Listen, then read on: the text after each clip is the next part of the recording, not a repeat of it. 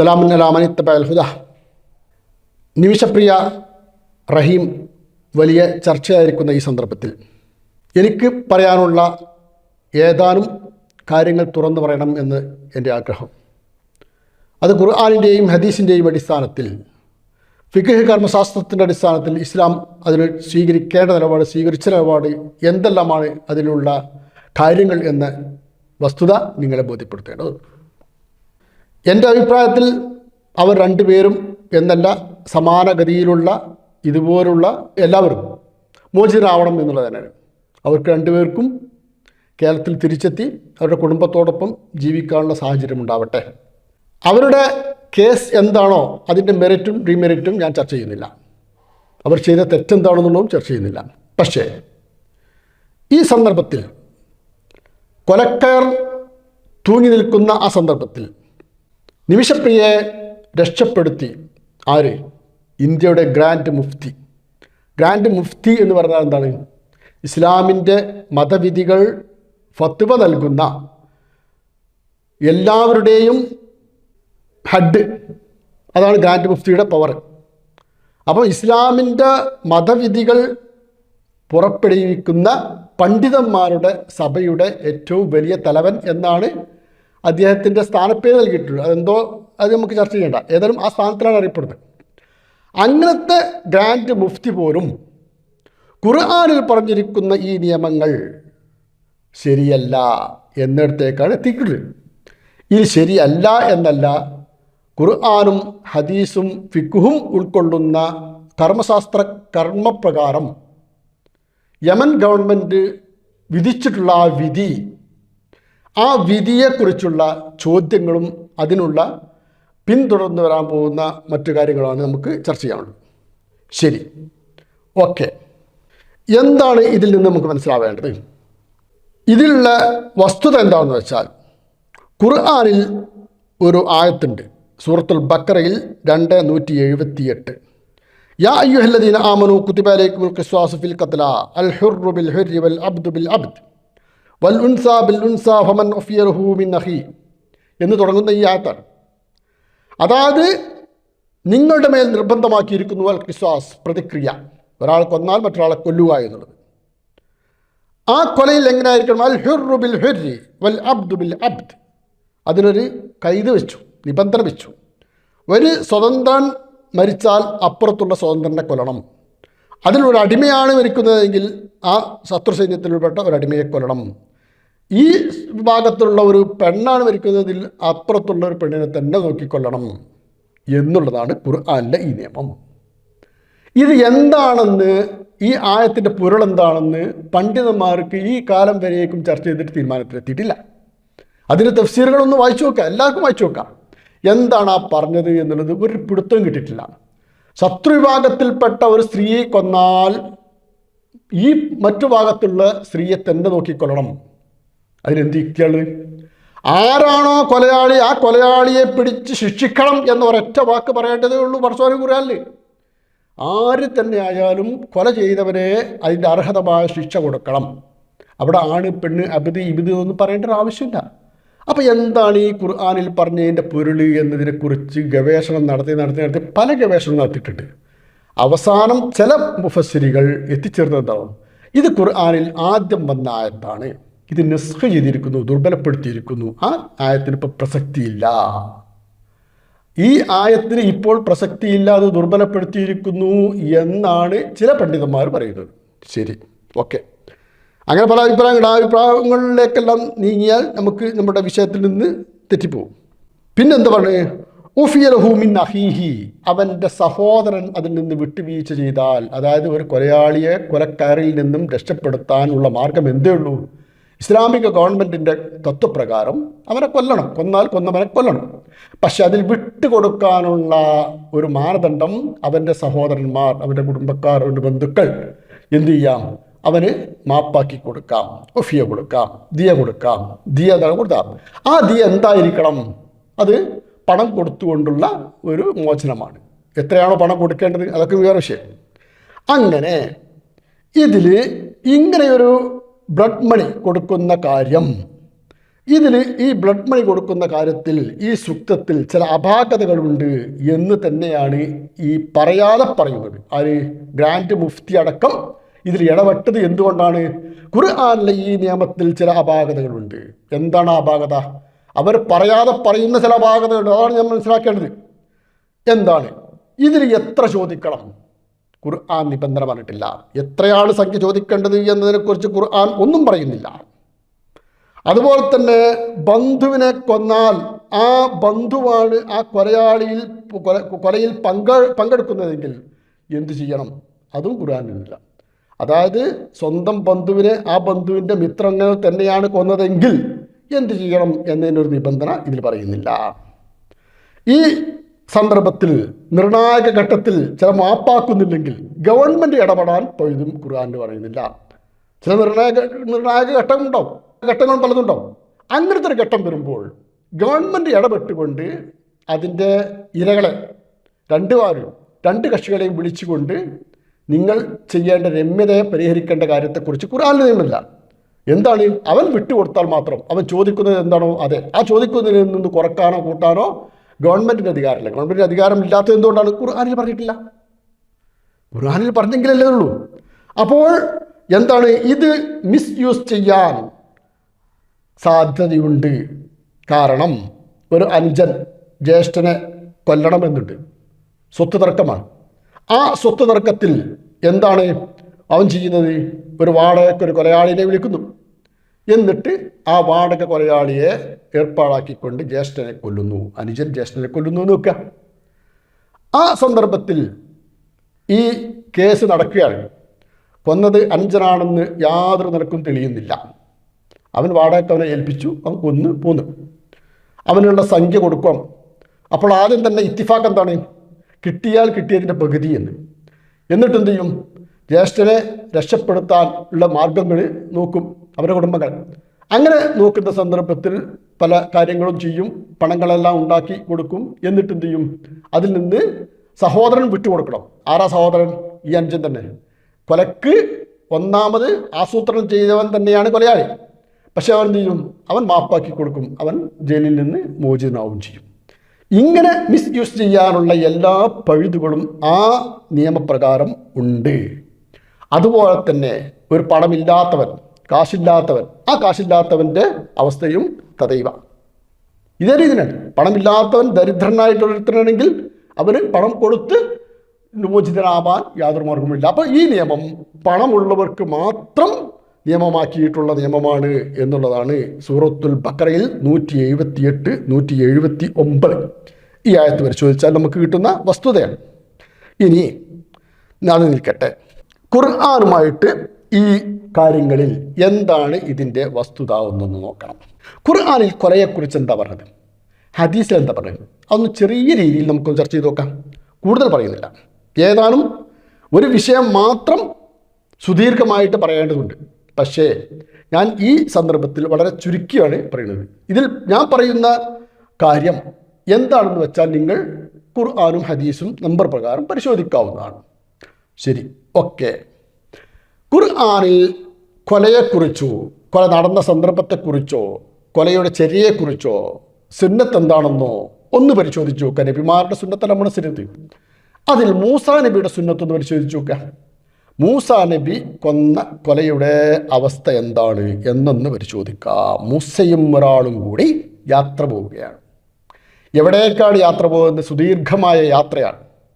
ആ യാത്ര ഖുർആനിൽ ധാരാളം സ്ഥലത്ത് വിവരിക്കുന്നുണ്ട്. ആ യാത്രയിൽ അവർ രണ്ടുപേരും നടന്നു പോകുമ്പോൾ മൂസാ നബി ഒരാളെ കൊന്നു. ആര്? മൂസാ നബി അതിൽ കണ്ടത് എന്താണെന്ന് വെച്ചാൽ രണ്ടുപേർ തമ്മിൽ ശണ്ട കൂടുന്നു, തർക്കിക്കുന്നു. ആ തർക്കിക്കുന്ന സന്ദർഭത്തിൽ മൂസയുടെ കക്ഷിയിൽപ്പെട്ട ഒരാളാണ് ഒരു ഭാഗത്ത്, മറ്റേത് എതിർ കക്ഷിയിൽപ്പെട്ട ഒരാളാണ്. എന്താണ് തർക്കമെന്നോ കാര്യമെന്നോ ഒന്നും നോക്കിയില്ല. മൂസ എന്ത് ചെയ്തു? മൂസാ നബിയുടെ കക്ഷിയിൽപ്പെട്ട ഒരാളെ രക്ഷപ്പെടുത്താൻ വേണ്ടിയിട്ട് എതിർ കക്ഷിയിൽപ്പെട്ട ഒരാൾ എന്ത് ചെയ്തു? ഖുർആൻ പറഞ്ഞത് ഒരൊറ്റ ഇടി കൊടുത്ത് ആർക്ക്? മൂസയുടെ കക്ഷിയിൽപ്പെട്ട ഒരുത്തൻ മറ്റൊരു രക്ഷപ്പെടുത്തുമ്പോൾ എതിർ കക്ഷിയിൽപ്പെട്ടവന് ഒരൊറ്റ ഇടി കൊടുത്തു. അതിൽ അവൻ്റെ കഥ കഴിഞ്ഞു. ഒറ്റടിക്ക് തന്നെ കഥ കഴിഞ്ഞു എന്നിട്ട് പറയാണ്. എന്നിട്ട് പിന്നീടാണ് വസ്തുതകൾ പരിശോധിക്കുന്നത്. അപ്പോഴാണ് ബോധ്യപ്പെട്ടത് ഇത് ശരിയായില്ല, ഞാൻ ചെയ്തത് തെറ്റാണ്. എന്താണ്? ഒറ്റ കക്ഷിയുടെ ഭാഗത്തേക്ക് നിന്നു, സ്വജനപക്ഷപാതം കാണിച്ചു, കാര്യങ്ങൾ മനസ്സിലാക്കാതെ. തെറ്റാണ്. പക്ഷേ അവർ എന്തു? കാലഹാദാമിൻ അമലി ശൈത്വാൻ, ഇത് ശൈത്താൻ്റെ പ്രവൃത്തിയായിപ്പോയി, ഇത് തെറ്റായിപ്പോയി എന്ന് അവർ ഖേദം വന്നു, മൂസക്ക് ഖേദം വന്നു. എന്നിട്ട് എന്ത് ചെയ്യൂ? പടച്ചറപ്പിനോട് ഇങ്ങനെ പ്രാർത്ഥിക്കുകയാണ്. പടച്ചറപ്പേ, ഞാൻ ഇങ്ങനെ ഒരു തെറ്റ് ചെയ്തു, എനിക്ക് പുറത്തു തരണേ എന്ന് ഖേദിച്ചുകൊണ്ട് പടച്ചവനോട് പൊറുക്കുന്ന സന്ദർഭത്തിൽ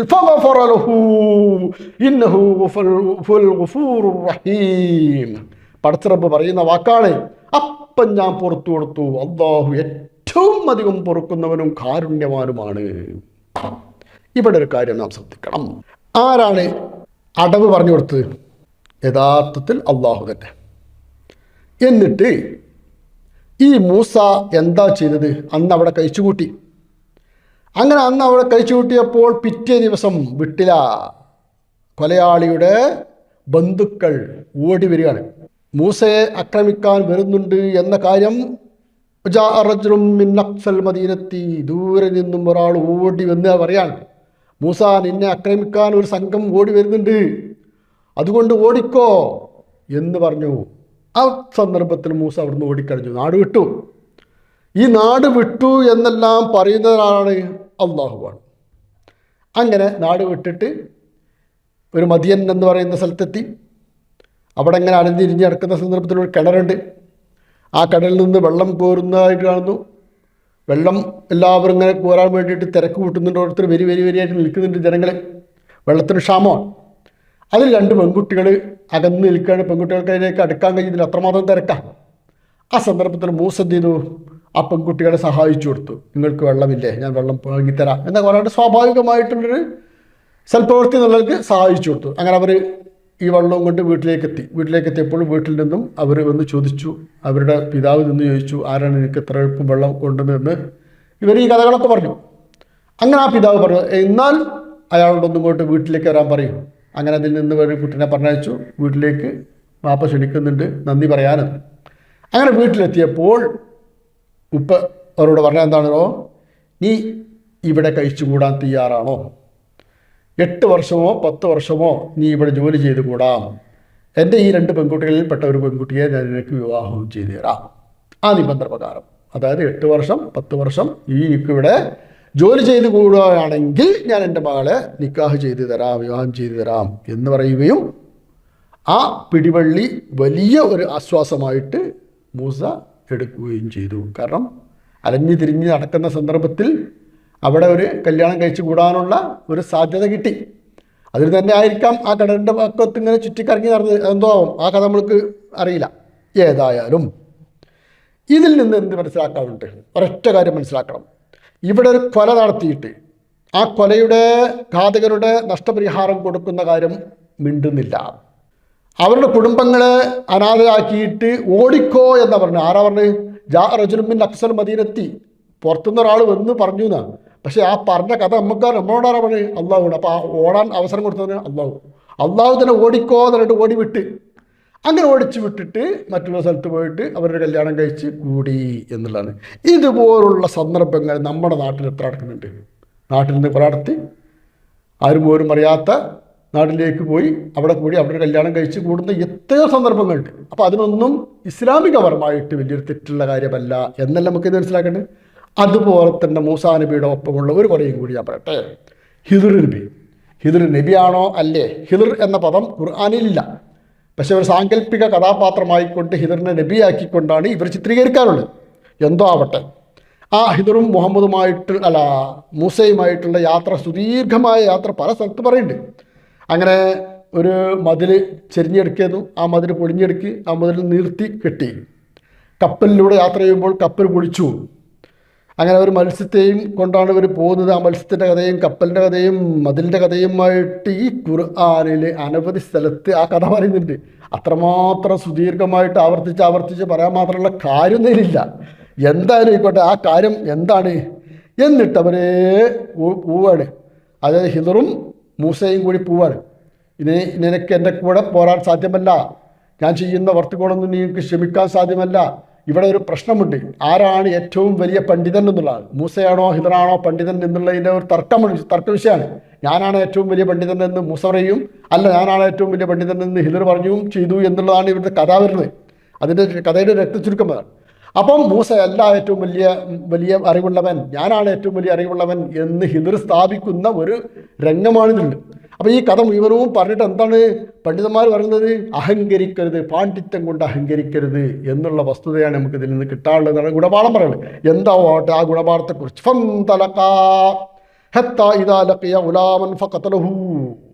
ഓരോ കഥകളും ആ കഥകളൊന്നും മറ്റു കഥകളൊന്നും ഞാൻ എടുക്കുന്നില്ല. ഇതിൽ ഒരു കൊലപാതകവുമായിട്ട് വിഷയപ്പെട്ട ഒരു കഥയാണ് ഞാൻ പറയുന്നത്. അങ്ങനെ അവരിങ്ങനെ പോയപ്പോൾ ഒരു ഗുലാമിനെ കണ്ടു, ഒരു കുട്ടിയെ കണ്ട്. ആ കുട്ടി എന്താണ്? ഗുലാം എന്ന് പറയുന്നത് ചെറിയ പ്രായത്തിലുള്ള കുട്ടിയാണ്, അതായത് ഒരു 14-15 വയസ്സുള്ള കുട്ടിയാണ്. ഫഖതലഹു, അവനെ കൊന്നു. ആരെ? ആ കുട്ടിയെ കൊന്നു. എന്തിനാ കൊന്നത് അറിയില്ല, അന്നേരം ഒന്നും പറയില്ല. അങ്ങനെ മൂസ ചോദിച്ചു എന്തിനാണ് ഈ കുട്ടിയെ കൊന്നത് എന്നൊക്കെ ചോദിച്ചു. അങ്ങനെ ഓരോരോ സന്ദർഭം പറയുന്നുണ്ട്. ആ മതിൽ പൊളിച്ച കഥയും പറയുന്നുണ്ട്, കപ്പൽ പൊളിച്ച കഥകളൊക്കെ പറയുന്നുണ്ട്. അതിനൊക്കെ ഓരോരോ കാരണങ്ങൾ പറയുന്നുണ്ട്. ഈ കുട്ടിയെ കൊന്ന കഥ പറയുന്നിടത്ത്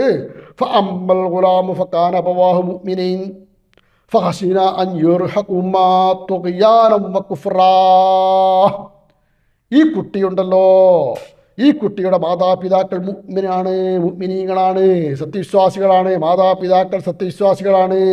അതുകൊണ്ട് ഞാൻ ഭയപ്പെടുന്നു, ഈ കുട്ടി വളർന്നു വലുതായി കഴിഞ്ഞാൽ അവരെ അക്രമത്തിലേക്കും കുഫറിലേക്കും നയിക്കാൻ ഈ കുട്ടി മതി. ഈ കുട്ടി അവരുടെ ഉമ്മയെയും ഉപ്പയെയും, മുഅ്മിനായ ഉമ്മയെയും ഉപ്പയെയും നശിപ്പിക്കും. അതുകൊണ്ടാണ് ഞാൻ ഈ കുട്ടിയെ കൊന്നത് എന്നാണ്. സഹോദരന്മാർ, ഇതിൽ എന്താണ് ഒരു ഗുണപാഠമുള്ളത്? ഒരു ഗുണപാഠം എന്തെങ്കിലും ഒന്നുണ്ടോ ഇതിലുള്ള? എന്താണ്? അന്നെക്കാൾ അറിയുന്നവൻ ഞാനാണ് എന്ന് സ്ഥാപിക്കുക എന്നുള്ളതാണ് ഇതിൽ. ഒരു കഥ പറയുമ്പോൾ അതിലേറെ ഏറ്റവും ഫിറ്റായ കഥകൾ എത്ര ഉണ്ട്? ഒരു കുട്ടിയെ കൊന്നിട്ടുള്ള സ്ഥാപിക്കേണ്ട ആവശ്യമുണ്ടോ? നമ്മളൊരു കാര്യം മനസ്സിലാക്കണം. ഇതിലെന്താണ്? ഇങ്ങനെ കൊന്നോ കൊന്നില്ല എന്നുള്ളതൊക്കെ പോട്ടെ, ഇവിടെ സ്ഥാപിക്കുന്ന എന്താണ്? അവനെക്കാൾ അറിവുള്ളവൻ ഞാനാണ് എന്ന്. അതായത് ഭാവിയിൽ ഈ കുട്ടി അവിടെ അവൻ്റെ മാതാപിതാക്കളെ ദുർമാർഗത്തിലേക്ക് എത്തിക്കും, കുഫറിലേക്ക് എത്തിക്കും എന്നത് മൂസയേക്കാൾ എനിക്കറിയാം എന്ന് സ്ഥാപിക്കുകയാണ്. പക്ഷെ എങ്ങനെയാണ് നബിയല്ലാത്ത ഒരാൾ, അവർ പിന്നെ നബിയാണെന്നൊന്നും ഖുർആനിൽ എവിടെയും കാണുന്നില്ല. ഹിദർ നബി എന്ന് നമ്മൾ സാങ്കല്പികമായിട്ട് പറയാം. നബിയല്ലാത്ത ഒരാൾക്ക് അള്ളാഹുവിൻ്റെ അടുക്കൽ നിന്ന് എങ്ങനെ വഹി വന്നു? ഇവിടെ ചോദ്യങ്ങൾ വന്ന് വാക്കുണ്ട്. മൂസയേക്കാൾ അവനറിയും ഈ കുട്ടി ഭാവിയിൽ ഇവരെ നശിപ്പിക്കും എന്നുള്ളത്. ഈ ഒരു വാദം എല്ലാവർക്കും പറഞ്ഞൂടെ? ഒരു കുട്ടിയെ പിടിച്ചു കൊന്നിട്ട് എന്തേ കൊന്നത് എന്ന ചോദ്യത്തിന് ഞാൻ മനസ്സിലാക്കുന്നു ഇവൻ്റെ ഭാവി അപകടത്തിലാണ്, അവന് ശരി വലിയൊരു സുഖം പോരാ എന്നാണ്. ഒരു അധ്യാപകൻ, വികൃതിക്കുട്ടിയുണ്ട് ക്ലാസ്സിൽ, ഏറ്റവും വലിയ വികൃതിയാണ്. ആ വികൃതിക്കുട്ടിനെ കവുത്ത് പിടിച്ച് ഞെരുക്കി. എന്നിട്ട് എന്താണ് അധ്യാപകൻ പറയാണ്? അവൻ ഭാവിയിൽ വലുതായാൽ അവൻ്റെ മാതാപിതാക്കൾക്ക് നാശമായിരിക്കും, നഷ്ടമായിരിക്കും. അതുകൊണ്ട് ഞാൻ ഇപ്പം തന്നെ അവിടെ കൊന്നതാ എന്ന് പറഞ്ഞാൽ അന്യായമില്ല, ന്യായമാണ്. കാരണം ഖുർആനിലുണ്ട്. അല്ലാത്ത പ്രവാചകരല്ലാത്ത സാധാരണ മനുഷ്യൻ ചെയ്ത ഒരു പ്രവൃത്തി ഇവിടെ ഉണ്ട്. അള്ളാഹുവിൻ്റെ അടുക്കൽ നിന്ന് വഹയ്യ് കിട്ടി എന്ന് പറഞ്ഞിട്ട് ഈ മാസക്കും പറഞ്ഞൂടെ അള്ളാഹുവിൻ്റെ അടുക്കൽ നിന്ന് എനിക്ക് വഹയ്യ് കിട്ടിയത്. എന്താണ് ഇതിലൊരു പൊരുളുള്ളത് നമ്മൾ മനസ്സിലാക്കണം. അതായത് ഒരു കഥ പറയുമ്പോൾ, ഒരു സിനിമയാക്കുമ്പോൾ, ഒരു സിനിമ കേരളത്തിൽ പിന്നെ ലോകത്ത് പല സ്ഥലങ്ങളിലും സിനിമാ പ്രദർശനം നടത്തിയിട്ട് അതിലുള്ള വസ്തുതകൾ, കാര്യങ്ങൾ നാം മനസ്സിലാക്കുന്നുണ്ട്. ഒരു സിനിമയുടെ ക്ലൈമാക്സ് എന്തായിരിക്കും? ഒരു കൊലയാളി, ആ കൊലയാളിയുടെ അന്ത്യം മറ്റൊരു കൊലയിലായിരിക്കും. ഒരാളെ കൊന്നാൽ അവൻ്റെ അന്ത്യം അവന് ഏറ്റവും വലിയ പാപ്പറായിട്ട് അവൻ തന്നെ അവനെ മറ്റുള്ളവർ കൊല്ലുന്ന അവസ്ഥ ഉണ്ടാവുള്ളൂ. ഈ ഖുർആനിൽ ഈ കഥ പറഞ്ഞിട്ട് എന്താണ്? ഇവർക്ക് രണ്ടാക്കും യാതൊരു കുഴപ്പമില്ല, മൂസാ നബിക്കും ഹിദറിനും. അപ്പം ഇതൊന്നും ഒരു ഗുണപാഠമുള്ള ഒരു കഥയായിട്ട് കുട്ടികൾക്ക് പറഞ്ഞു കൊടുക്കാൻ പറ്റിയതല്ല. ഖുർആനിലൂടെ പറഞ്ഞ് ജനങ്ങളെ പഠിപ്പിക്കേണ്ട ഒരു ആവശ്യമില്ല എന്നുള്ളതാണ് നാം ഇതിൽ മനസ്സിലാക്കേണ്ടത്. ശരി, ഇനി ഇതുപോലെ എന്തെല്ലാം കൊലകളെക്കുറിച്ച് ഖുർആനിൽ ധാരാളം കാര്യങ്ങൾ പറയുന്നുണ്ട്. അബദ്ധത്തിലുള്ള കൊല, വമൻ ഖതല മുഅ്മിനൻ ഖതൻ ഫതഹ്രീറു റഖബത്തിൻ മുഅ്മിനത്തിൻ എന്ന് പറഞ്ഞിട്ടുള്ള ആയത്തുണ്ട്. അതായത് വല്ലവരും ഒരു മുഅ്മിനെ കൊന്നാൽ, മുഅ്മിനെ കൊല്ലണ കഥയെ ഖുർആനിലുള്ളൂ കേട്ടോ. സത്യവിശ്വാസിയെ കൊല്ലുക, കാഫറിനെ എന്തായാലും കൊല്ലാമല്ലോ. അതോ കാഫിറിനെ കൊല്ലാനുള്ള തന്നെയാണ്. എന്നാൽ മുഅ്മിനെ കൊല്ലുന്ന കഥയെ ഖുർആനിൽ ഉള്ളൂ. വമൻ ഖതല മുഅ്മിനൻ ഖതഅൻ, ഒരു മുഅ്മിനെ ഖത ആയിട്ട് അബദ്ധത്തിൽ കൊന്നാൽ ഫതഹ്രീറു റഖബത്തിൻ മുഅ്മിനത്തിൻ, ഒരു മുഅ്മിനായ ഒരു അടിമയെ മോചിപ്പിക്കണം. ശരി, പിന്നെ എങ്ങനെ പറഞ്ഞിട്ട് പിന്നീട് പറഞ്ഞൊരു നിബന്ധന ഉണ്ട്. ഫമൻ ലം യജിദ് ഫസിയാമു ശഹ്റൈനി മുതതാബിഈൻ, അങ്ങനെ അവന് കൊടുക്കാൻ സാധ്യമല്ലെങ്കിൽ 2 മാസം നോമ്പ് നോൽക്കണം. മുതതാബിഈൻ, തുടർച്ചയായ നോമ്പ്, ഒരൊറ്റ ദിവസം പോലും ഇടവിടവില്ലാതെ തുടർച്ചയായിട്ട് തന്നെ നോമ്പ് നോൽക്കണം. ആണായാലും പെണ്ണായാലും അവിടെ മെൻസസ് പീരിയഡൊന്നും വിഷയമല്ല, തുടർച്ചയായിട്ട് നോമ്പ് നോൽക്കണം. ഒരാൾ മറ്റൊരാളെ കൊന്നിട്ട് അവന് അടിമമോചനത്തിനൊന്നും കാശില്ലാത്തൊരവസ്ഥ വന്നെങ്കിൽ അവൻ എന്ത് ചെയ്യണം? നോമ്പ് നോൽക്കണം. എന്താ ഈ നോമ്പ്? നോമ്പിനെക്കുറിച്ച് ഇവർ നിർവചനം പറയുന്നത് ആ നോമ്പ് ആരോഗ്യത്തിന് നല്ലതാണ്. അതുകൊണ്ടാണ് ഖുർആൻ കിട്ടിയ സന്തോഷത്തിന് 1 മാസം നമ്മൾ നോമ്പ് നോൽക്കുന്നത്. അപ്പം ഇവിടെ എന്താണ്? ഒരു ആളെ കൊന്ന സന്തോഷത്തിന് നോമ്പ് നോൽക്കണം എന്നല്ല ഇതിനർത്ഥം വരുന്നത്. കാരണം ആരോഗ്യത്തിന് നല്ലതാണ്. നിങ്ങളുടെ വാദപ്രകാരം ആരോഗ്യത്തിന് നല്ലതാണ് നോമ്പ്. അപ്പോൾ ഒരാളെ കൊന്നാൽ ആ സ്വന്തം സന്തോഷത്തിന് എന്ത് വേണം? തുടർച്ചയായിട്ട് 2 മാസം നോമ്പ് നോൽക്കണം. അത് ശിക്ഷ നോമ്പാകാൻ പാടില്ലല്ലോ. നോമ്പ് എങ്ങനെ ശിക്ഷയാണ്? നോമ്പ് ശിക്ഷയാണെങ്കിൽ ഖുർആൻ കിട്ടിയ കാര്യത്തിനും ശിക്ഷയുണ്ട്. ഖുർആൻ നമുക്ക് കിട്ടി. ആ ഖുർആൻ കിട്ടിയ ശിക്ഷയായിക്കൊണ്ട് ഞാൻ 1 മാസം നിങ്ങൾക്ക് നോമ്പ് നിർബന്ധമാക്കിയിരിക്കുന്നു എന്നല്ല പറഞ്ഞത്. അങ്ങനെയാണോ മനസ്സിലാക്കേണ്ടത്? ആ ഒരു കാര്യം. ഇത് പോട്ടെ. ശരി, ഇനി കൊലയുടെ വിഷയം പറയുമ്പോൾ ഒരുപാട് പറയാനുണ്ട്. ഏകദേശം ഏതാനും വിഷയങ്ങൾ കൂടി ഒന്നുകൂടി നാം പറയുന്നു. പിന്നെ വ്യഭിചാരിയെ കൊല്ലണം. വ്യഭിചാരിയെ കൊല്ലണം എന്നുള്ളതാണ് ഖുർആനിൻ്റെ ഭാഷയിൽ പറഞ്ഞാൽ 100 അടി അടിക്കണം എന്നാണ്. എന്നാൽ ഹദീസിലേക്ക് കിടക്കുമ്പോൾ അതെന്തായിരിക്കണം? അവനെ കൊന്നു കളയണം എന്നുള്ളതാണ്. അതായത് അസ്സാനിയത്തു വസ്സാനി ഫജ്ലിദൂ കുല്ല വാഹിദിൻ മിൻഹുമാ മിഅത ജൽദ, വ്യഭിചാരി ആണാവട്ടെ പെണ്ണാവട്ടെ 100 അടി അടിക്കണം. ആ 100 അടി അടിക്കുന്നതിൻ്റെ കാരണങ്ങളൊക്കെ ഒരുപാട് പറയുന്നുണ്ട്. അതിൽ 3 സാക്ഷികളാണ് കണ്ടതെങ്കിലോ 80 അടി ആ സാക്ഷികൾക്ക് കൊടുക്കണം. 3 ആളെ കണ്ടിട്ടുള്ളൂ, അവന് 4ാമത്തെ ആളത് കാണിച്ചു കൊടുക്കാൻ സാധിച്ചില്ലെങ്കിൽ 80 അടി അവന് കൊടുക്കണം. പിന്നെ അതിൻ്റെ കർമ്മശാസ്ത്രങ്ങളൊക്കെ കൊണ്ട് പറഞ്ഞു കഴിഞ്ഞാൽ ഒരു സുർമ്മക്കുപ്പിയിൽ നിന്ന് സുർമ്മക്കുപ്പിയിലേക്ക് സുർമ്മക്കോലിടുന്ന രീതിയിൽ കാണണം എന്നൊക്കെ അതിൻ്റെ രീതിയൊക്കെ. അല്ലാതെ പിന്നെ CCTV വീഡിയോ ഓഡിയോ ഒന്നും ഇല്ലാത്ത കാലഘട്ടത്തിലാണല്ലോ അന്നത്തെ അവസ്ഥ. CCTV വീഡിയോ ഓഡിയോ ഒന്നും അതിനൊരു പരാമർശമില്ല. പോട്ടെ, ആ കാണുന്ന കാഴ്ച നേരിട്ട് കാണുന്നോ, അതടക്കട്ടെ. ഇനി അതിൻ്റെ അലൈഹിന്ന നിസ്ഫുമാ അലൽ മുഹ്സനാത്ത് എന്ന് പറഞ്ഞിട്ടുള്ള 2004, 25, 33, 30. അതായത് ഈ വ്യഭിചാരം അടിമയാണ് ചെയ്യുന്നതെങ്കിൽ പകുതി ശിക്ഷ, നബിയുടെ ഭാര്യയാണ് ചെയ്യുന്നതെങ്കിലോ ഇരട്ടി ശിക്ഷ. അതെങ്ങനെ കൊലക്കെടുക്കാം? അതായത് വ്യഭിചരിച്ചവൻ ആണാവട്ടെ പെണ്ണാവട്ടെ കൊല്ലണം എന്നാണ് ഹദീസ് പ്രകാരമുള്ളത്. അപ്പം എങ്ങനെ കൊല 2 നടക്കുക? അടിമയെ പകുതി കൊല്ല, നബിയുടെ ഭാര്യമാരെ 2 ഇരട്ടി കൊല്ല. അതൊക്കെ ചോദ്യത്തിന് മറുപടിയില്ല. അത്രയേ ഉള്ളൂ എന്ന് പറയാനുള്ളത്. പിന്നെ കൊല്ലണം എന്ന ആയത്ത് ഖുർആനിൽ ഉണ്ടായിരുന്നു, പക്ഷേ ഇപ്പോൾ കാണാനില്ല. അതെന്താണ്? ഉമർ റിപ്പോർട്ട് ചെയ്യുന്ന ഇന്നല്ലാഹ ബഅസ മുഹമ്മദൻ ബിൽ ഹഖ് ഫഅൻസലഹിൽ കിതാബ്, അതിൽ ആയത്തുർ റജ്മ് എന്നൊരു ആയത്തുണ്ടായിരുന്നു. ആയത്തുർ റജ്മ് എറിഞ്ഞു കൊല്ലുന്ന ആയത്തുണ്ടായിരുന്നു. പക്ഷേ ആ ആയത്തിനെ ഇപ്പം ഖുർആനിൽ നോക്കിയാൽ കാണാനില്ല. ഞങ്ങൾ ഓതിയിരുന്നു എന്ന് പറയാറുണ്ട്. ഞങ്ങൾ നബിയുടെ കാലഘട്ടത്തിൽ ഓതിയിരുന്നു, പക്ഷേ ഇപ്പോൾ നോക്കിയിട്ട് ഖുർആനിലത് കാണുന്നില്ല. 1153, 1476, 3635, 6830 ഇങ്ങനെ ബുഖാരിയിലും സീൻ അഹമ്മദ് ഒക്കെ ഇറക്കിയ ഓരോ ഇത് നോക്കണം. ഇത്രയും കാര്യം ഉണ്ടായിട്ടും എന്ത് ചെയ്തില്ല? അത് ആയത്തുർ റജ്മ് ഇപ്പോൾ കാണാനില്ല എന്നാണ് പറയുന്നത്. അപ്പം ഇതിൽ എന്ത് മനസ്സിലാക്കണം സഹോദരന്മാരെ? ഇങ്ങനെ ഇത് നടപ്പിലാക്കിയോ ഇല്ലേ? ശരിയാണ്, അന്നത്തെ നബിയുടെ കാലഘട്ടത്തിൽ നടപ്പിലാക്കിയിട്ടുണ്ട്.